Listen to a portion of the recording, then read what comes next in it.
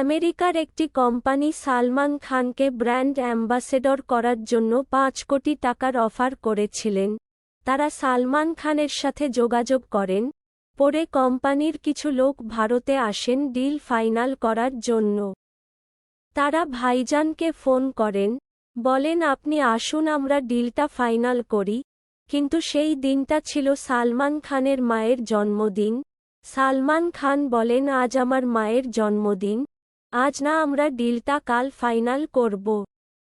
আজকের দিনটা আমি আমার মায়ের জন্য সময় দিতে চাই, আজ কোথাও যেতে পারবো না। পরে তারা সালমান খানকে বলেন আমাদের হাতে সময় নেই, আপনি যদি আজ না আসেন আমরা চলে যাব।